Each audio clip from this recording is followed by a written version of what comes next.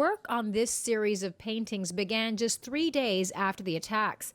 Artist E.J. Weiss witnessed the crumbling of the towers from his studio nearby and gathered ash from the site, mixing it with black acrylic for most of the series. The ash was in the air for 9 months.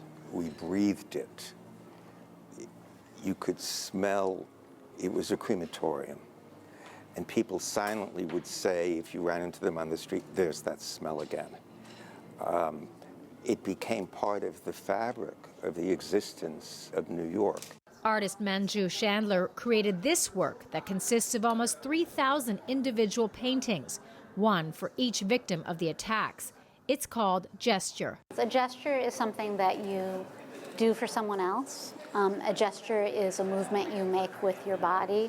A gesture in art terms, like a gestural drawing, is a drawing that's rendered very quickly, and it's meant to have emotion and motion to it.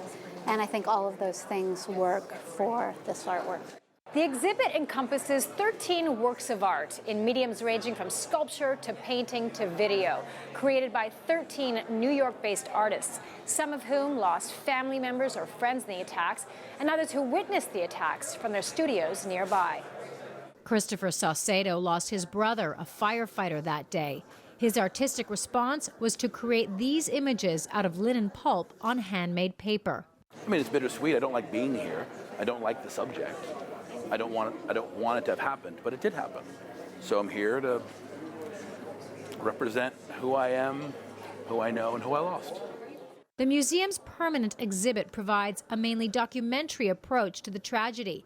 Museum director Alice Greenwald says having an artistic interpretation allows for a more emotional response. All of us were struggling 15 years ago to make sense of what we were seeing. We couldn't believe what was in front of us. We couldn't make sense of it.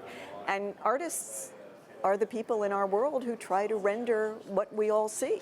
The exhibit, titled Rendering the Unthinkable, will be on display at the 9/11 Memorial Museum until January 2018. Karina Huber, CCTV, New York.